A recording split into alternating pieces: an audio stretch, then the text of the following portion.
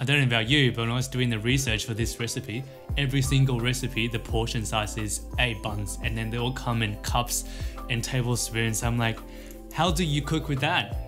I don't have 8 friends. I just want to make a dinner for 2 with 2 buns, and I'm going to work everything out in grams for you so you can make 1 bun, 10 buns, 5 buns, whatever you want. So let's get started.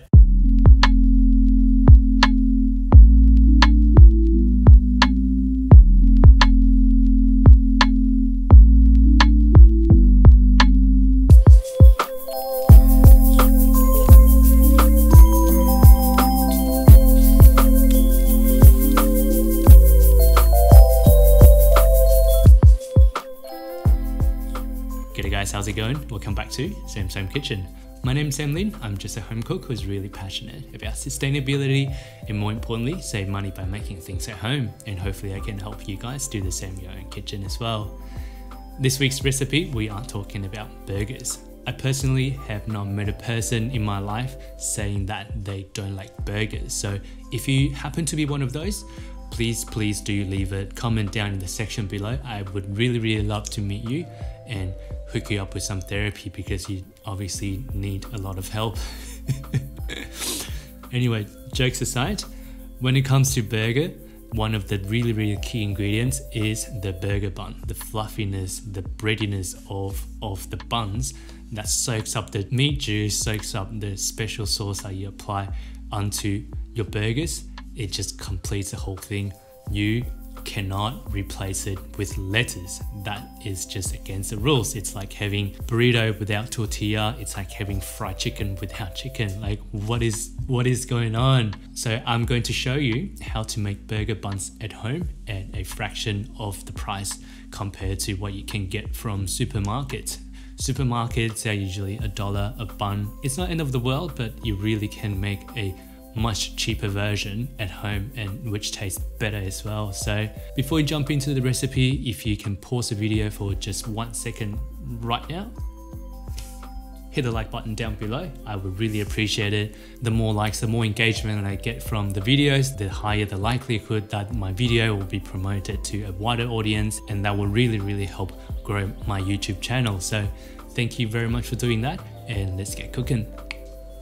To make burger buns, the first thing we'll need is obviously some plain flour or all-purpose flour. In order to make our bread buns soft and fluffy, we'll need some yeast to help us generate that air pockets in our bread. Since we're using instant yeast over here, to activate our yeast, we'll need some water and some sugar to kickstart the process.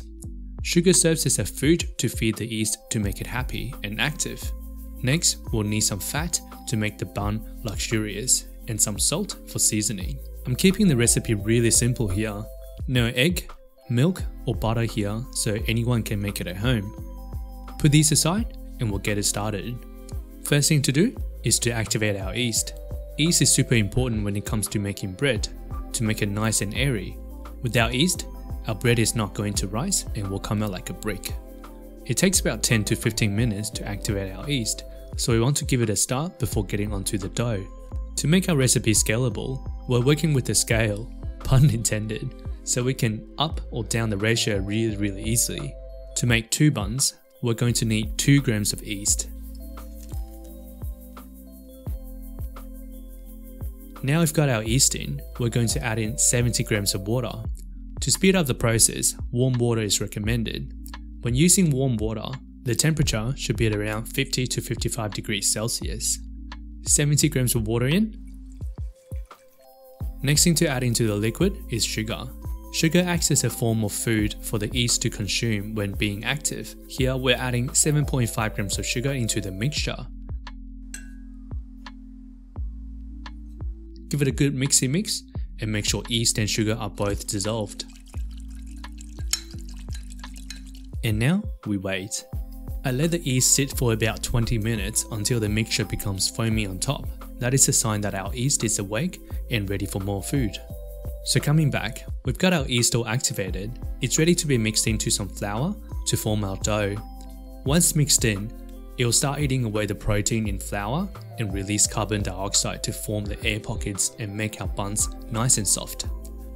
To make 2 buns, I'm weighing out 120 grams of flour.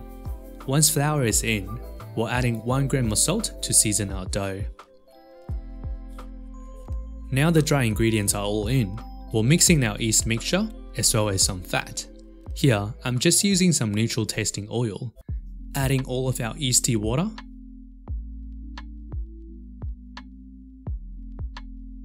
and then 7.5 grams of oil. I like using a spatula when initiating doughs to keep my hands clean.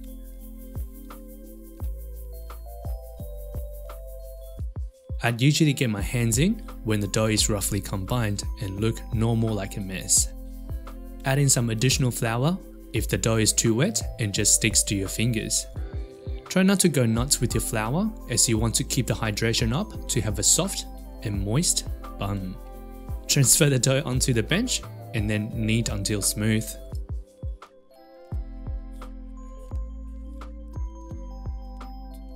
Now the dough is nice and smooth, we're going to divide it up into two and let them proof.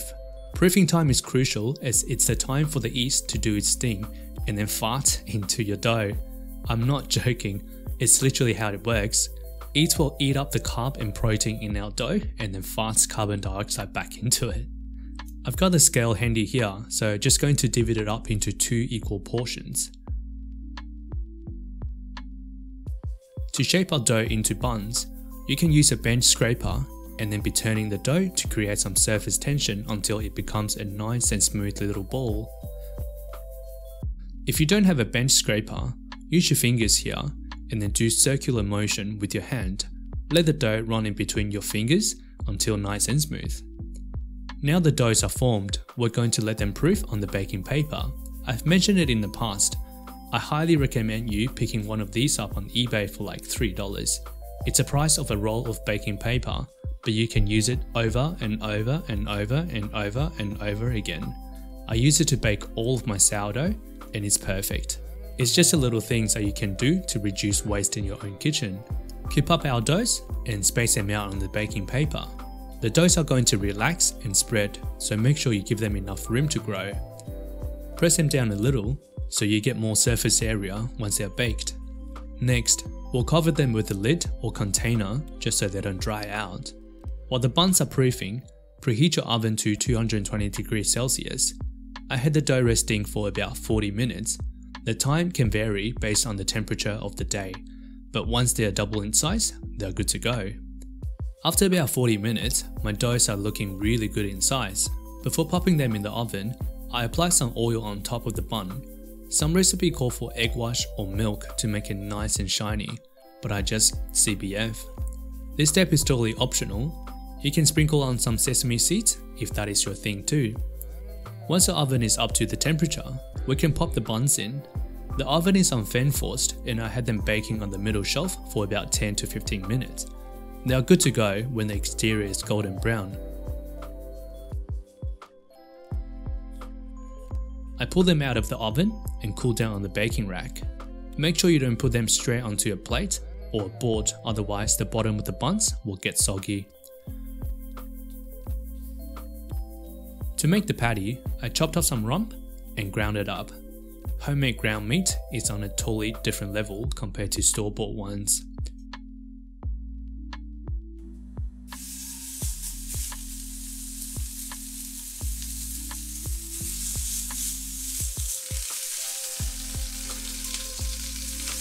Whoa, look at that crust. Cheese on. Lid on for a hot second to melt it all over. Now, assembly time. We've got our buns, our patties, and some onion. Cut the bun in half sideways. Look at all of the air bubbles. Patty on. Onion on. And some special homemade hot sauce. Lid back on, and that is a sexy looking burger. On with some super crispy homemade chips. Just listen to it. The cost breakdown is as below. 120 grams of flour at $1 per kilo equals to 12 cents. 2 grams of yeast at $1.50 per 100 grams equals to 3 cents. 7.5 grams of sugar at $1 a kilo equals to 0.75 cent. 7.5 grams of neutral tasting oil at $4.2 per 100 mils equals to 31.5 cent. 1 gram of salt at 10 cent per 100 grams equals to 0.1 cent. Altogether, 2 buns costed us 47.35 cent to make, which works out to be 23.675 cent per bun. It's 4 times the price for the below average buns at supermarkets. Alright, and there we have it. That's our burger bun done. The ingredient list is super simple. It's a little bit of yeast, a little bit of flour, and really just let the time do its work. It's super fluffy, it's super fresh. You know exactly what goes into your burger bun. And what's even better, it's a lot cheaper than the store-bought burger buns. You might have noticed that I got 2 over here, not because I'm super hungry. Got a guest today, and unfortunately I won't be eating on camera, but just from the touch and feel of it, the burger buns are really fluffy, and I really can't wait to dig in. I will be recording a bit of a voiceover just to let you know how the burger bun goes with our patty, as well as the super crispy potato chips that I got here. Anyway, thank you so much for watching. If you enjoyed the video, make sure you give it a like and consider subscribing. I put out a new video on a weekly basis. Thank you so much, and I will see you in the next one. Here is a not so appetizing photo of the burger, but boy oh boy, the bun was the star. Super fluffy and just holds everything together like a boss. Also, the crispy chips, there will be a video on it, I'm sure.